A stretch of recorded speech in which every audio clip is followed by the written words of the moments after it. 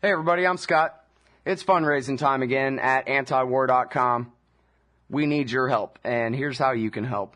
Stop by antiwar.com/donate or call Angela Keaton, our development director, at 323-512-7095. That's 323-512-7095, or you can shoot her an email over to akeaton@antiwar.com. Thank you very much for your support.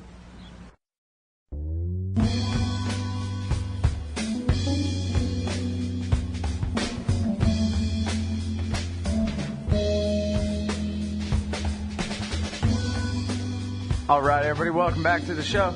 It's Anti-War Radio. And man, the Toronto Star wishes that they were good enough to have the rights to the work of Eric Margolis. They're not good enough. So go look at ericmargolis.com right now. The most recent article is called "The Rains Came," and not in a good way, like ending a drought either. Welcome back to the show, Eric. How are you? Well, it's always good to be back with you, Scott. I'm really happy to have you here. I'm really sorry to have to hear the news I'm about to hear, but I want to hear it. So just the facts. Give us the lowdown on the flooding in Pakistan. Well, it's the worst rains in anyone's memory. These monsoon rains. Monsoon rains are not like rains. They're like a 100-foot water main breaking over your head. I've driven through them in Pakistan. The sky turns pitch black in the middle of the day. This deluge comes down. Roads are flooded. High winds. It's like a biblical disaster, and this is what's hit Pakistan. They're now reportedly over 15 million people who have been displaced by the flooding. It's affected large parts of the country, of this terribly poor country, one of the poorest in the world. And there are probably large numbers of people dead. They don't know how many yet. And we're getting the first reports of cholera. But really, the country is devastated. Okay, well, I'm looking at my map on the wall here. Tell me about the regions, the different regions of Pakistan that are affected. Is it really just the whole country? I mean, you throw around words like 15 million people, Eric, and I don't know what to imagine. Well, Scott, if you look at Pakistan, is really a one-river town, if you want to call it that. There's the mighty Indus River, which rises high in the Karakoram Mountains, and I've been at its source. And it goes down all the way to the Arabian Sea near Karachi. So it's the spinal column of Pakistan. Now, this river is flooded, and other rivers like the Jhelum, there are 5 major rivers in Punjab.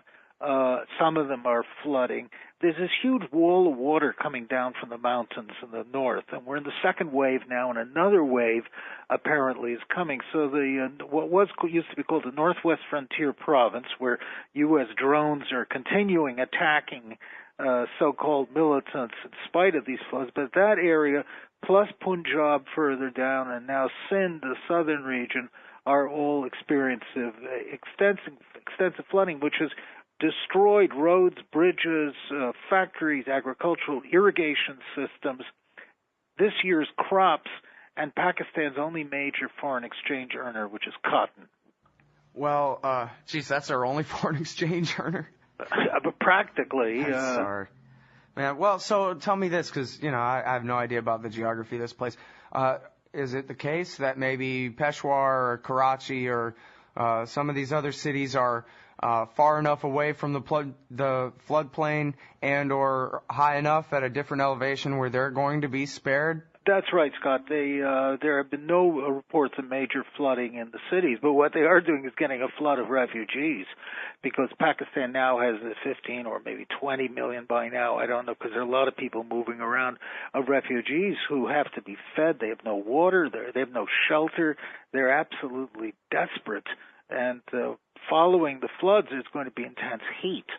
So it's a major humanitarian crisis. Pakistani government is completely inept. It's broken down. It's doing very little. The army has been left to do what it can to help, but the response of the government has been really deplorable.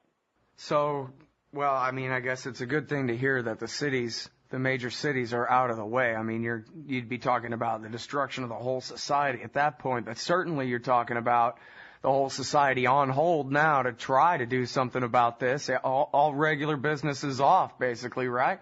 That's right, Scott. Pakistan was just hanging on by its fingernails before these floods. It's bankrupt. Its former politicians, U.S.-supported politicians, stole whatever little money there was left.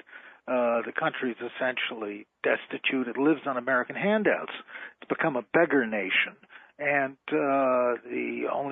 we're giving billions of dollars to the Pakistani military to help wage the war in Afghanistan and to attack Islamic militants, tribal militants. But the problem is now that the government's almost kaput in Afghanistan, and it's going to need billions and billions more dollars. And guess who's going to have to pay that? Yeah, well, was that a Freudian thing, or you were talking about Afghanistan? Because same story, either side of the border. Sorry, it was Freudian, or the Afghan version of Freud. Yeah, however you say that in Pashto, huh? Right. All right, well, so I guess I'm sorry to kind of make this about American policy and not about the humanitarian crisis, but it is sort of the same story. What does this mean for the future of the AfPak war, as the Rockefeller Democrat warmongers over at the Center for New American Security like to call it? Well, I often compare it to what's going on in Afghanistan. Now, we Americans we're waging a war in Afghanistan against the population. And it's like we're fighting a fire on the roof of a house. You're on the roof, while meanwhile the lower floors are burning. And this is exactly what's happening now, because the war in Afghanistan cannot be waged by the U.S. and its impressed allies without use of Pakistan's bases, airfields, ports, fuel pipelines or fuel routes, logistical lines, the Pakistani army, Pakistani intelligence services, etc. And that's the American base for waging this war in a very remote part of the world. And the more trouble there is in Pakistan, the harder it is for the U.S. to conduct military operations, and the more expensive. And right now, Pakistan is increasingly in chaos. The U.S. installed government of Zardari, Asif Ali Zardari, the husband of the murdered Benazir Bhutto, is just collapsing under its own incompetence. And the U.S. is having a very difficult time finding some kind of replacement. Well, what about the Pakistani military? Are they going to be able to, I mean, I'm not saying I'm for this or whatever, but if it's the difference between the four major provinces, as you've taught me before, being held together, or them breaking apart, which would likely lead to massive violence in what's already a disastrous humanitarian situation. I mean, is the military even able to do a coup and hold the country together if the Zardari government falls? Because the parliament isn't just going to elect a new guy. I mean, it would be the whole parliamentary government that fell, is I think what you're referring to, right? Well, Scott, I see two options. Keeping in mind, the military has ruled Pakistan for half of its existence since 1947. I think that's eventually what's going to happen. Again, there's going to be a new military government. The U.S. has just engineered the extension of the term of the chief of staff of the military, General Kayani, and the head of Pakistani intelligence, General Shuja Pasha. This is unprecedented in Pakistan. It's like extending the term of the Joint Chiefs of Staff for another 3 years. Freezes all promotions. Very unpopular. Unprecedented, as I said. It's being taken very likely as a step towards full military rule. The military really is Pakistan's real government. People in Islamabad are mainly window dressing. There is one other option, though, and that is that the party, the Muslim League, they're led by Nawaz Sharif, who is fairly popular. He's hardly a gifted leader, but he's certainly a much more respectable alternative than Asif Zardari. Stands in line next to be prime minister if Zardari falls. Whether he can hold Pakistan together and manage it remains to be seen. Well, and I don't mean to come out on the side against decentralization of power in general or whatever. I'm talking about in this particular circumstance. I'm not for states falling apart in all times and all places, not when it means, many people being hurt. I want to see repeal and decentralization in a calm manner. Like in America, I want to see a limited constitutional republic and then we abolish that. You know what I mean? Instead of just a Soviet-style collapse, which is obviously the way we're headed right now. Speaking of policy in Central Asia. Everybody hang tight. It's the great Eric Margolis, author of American Raj. EricMargolis.com is his website.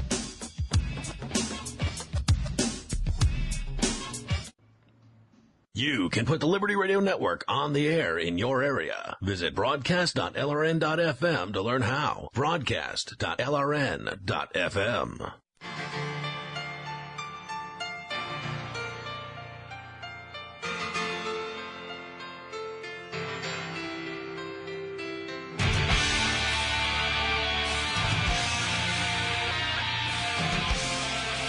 All right, y'all, welcome back to the show. It's Anti-War Radio.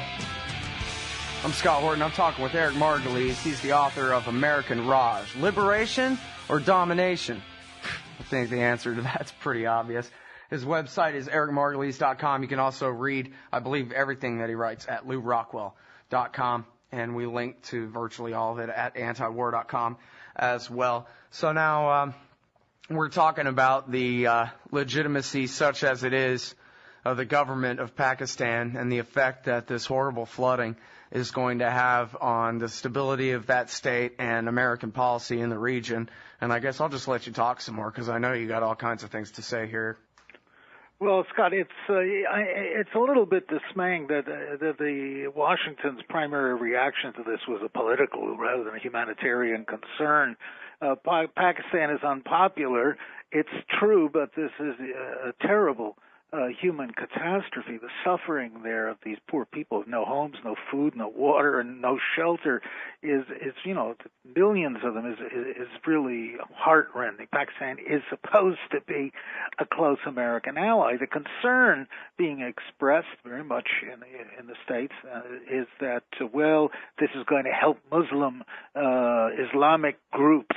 Why? Well, because they are providing effective aid and humanitarian relief for all these millions of refugees, whereas the U.S.-backed government has been a dismal failure. And these Islamic groups are going to be even more popular because of this work. But as I just wrote in my column on the subject, that hardly matters. Washington shouldn't be concerned by that because 95% of Pakistanis already hate the United States and say it's a bigger threat to Pakistan than India, its old enemy. We're going in the wrong direction of Pakistan, and we're breeding enemies faster than we can shoot them down with predators. And we Americans need to take a different approach to Pakistan and start making these people our friends rather than bitter enemies. Well, I mean, all you're really doing is making the case, I think, if I heard you right there, Eric, that Pakistan is just full to the rim with Islamic extremists, the kind that we have to kill. So we ought to be happy that the floods are just getting rid of them for us, because that's the motivation of people that hate America, is something that Muhammad said in that book, makes them hate us. Well, that is a view. I'm flooded with emails like this from less thoughtful elements in America, to put it politely. The know-nothings, as they used to be called. As I just wrote a column for the Huffington Post, what inspired the 9/11 attackers was not Islam. It was hatred or a desire to punish America's policies for supporting Israel and for what they called occupying Saudi Arabia and other Muslim countries. This was the reason, but the attack was twisted in the American media and by the White House into making Americans believe that this was somehow inspired by Islam and that Islam is the enemy, hence this ugly and stupid mosque controversy in New York, which is bringing out the darkest and ugliest side of American society. Muslims are not the enemy. What's happening is political, and Pakistanis are angry at us not because we are Christians or Jews, but because of what we've been doing in their country and what we've been doing around the Muslim world, particularly so in Palestine. Tell them about Abdul Azam. Abdul Azam I met in the mid-1980s in Peshawar, Pakistan. He was running a little outfit called one-room outfit called the Afghanistan Information Agency, and he was trying to get the word of the struggle of the Afghan tribes against the Soviet invaders in those days, getting the story of this epic resistance out to the West and also out to the rest of the Muslim world. He became Osama bin Laden's teacher and spiritual guide, formed a lot of bin Laden's world philosophy. And Azam said to me, as I quote in my first book, War at the Top of the World, amazing line, I never heard it before, this was 1986, he said to me, Eric, he said, when we have finished driving out the Soviet colonial power from Afghanistan, we are going to turn and drive out the American colonialists from Saudi Arabia. I'm shocked. I never heard my country referred to as a colonialist power, but that was his view. That's Osama's view, and certainly it's become current in the Muslim world. Mm-hmm. Well, and as you say, this was the view of the people that we were backing at the time, and I think you told me before that you kind of argued with him a little bit and said, well, whatever do you mean that America's a colonial power? Because, of course, that's what the Reds say about us, but who cares what the Reds say? They're the Reds, for crying out loud. Exactly. The only real criticism that I was aware of America in those days, 1980s, came from the communists. And as you say, they were full of Marxist, Leninist, hot air, and what else do you expect them to say? Ironically, in retrospect, Scott, a lot of what the Soviets said about us was true, just as a lot of what we said about them was true as well. It was two pots calling each other black. Right, it's sort of like the Republicans and the Democrats. When they agree about stuff, they're all wrong, but when they're accusing each other, they're usually, at least partly right, Touche, Scott. Dang politicians, man, they're the same all over the place. All right, so, and now again, to be perfectly clear here, this was not a religious mandate for an Islamic caliphate to take over the world and convert us all to Islam. This was about what the American government was doing in Saudi Arabia, is what this guy Azam told you in 1980 what? 1986. All right, then. So that we're on the record here and people understand what this is about, because what a simple lie that it's about their religion. But you know what? And there's a great article about this at Philip Weiss's blog called The New Anti-Semitism. And this is what I've been saying this whole year long at least, is that this is exactly as what I've learned anyway of the conspiracy theories, the worst kind, about Jews in Europe in the 30s. This is the story, is that they can all hear each other thinking, and they're all in on it against us, and they're different from us. Even though they live here with us, they're separate. They're our fifth column, and the reason that they do what they do is because of the religion that they believe and all these things. This is what primarily a bunch of Israel firsters, ironically, are trying to get the American people to believe about Muslims. And this is the kind of thing, not to be too hyperbolic and politically correct like a Democrat or something, but this is the kind of thing that leads to Holocausts, or at least to, in American history, rounding up the Japanese, Eric. Scott, I couldn't agree more. I've been saying this for years. It's in my new book, American Raj. I say that this is the hatred of Muslims, which has become a mantra, a tenet of all right-wing parties in the U.S. and in Europe, Canada as well, is the new anti-Semitism. It's just very similar to the 1930s hatred of Jews in Europe. Just take the word out Muslim and replace it with Jew, and you've got the same caricatures, the ugly cartoons, the terrorists, the dirty, et cetera, et cetera, et cetera, that you have. I remember 60 years ago, my mother said to me, she said, Eric, one day all the Jews and all the Muslims in America, there are going to be pogroms against them. And we're getting close to halfway there now. And you're right, the right-wing neocons are pouring gas on the fire of racial and religious hatred. Well, I sure wish we had more time to talk, but I got to go talk with Grant F. Smith about them neocons. And, of course, it's funny because it almost sounds like the same anti-Semitic conspiracy theory stuff, but it's not. It's real. All right. Well, hang tight, everybody. We'll be back. Thanks, Eric. Give them hell, Scott. That's the great Eric Margolis, everybody. EricMargolis.com.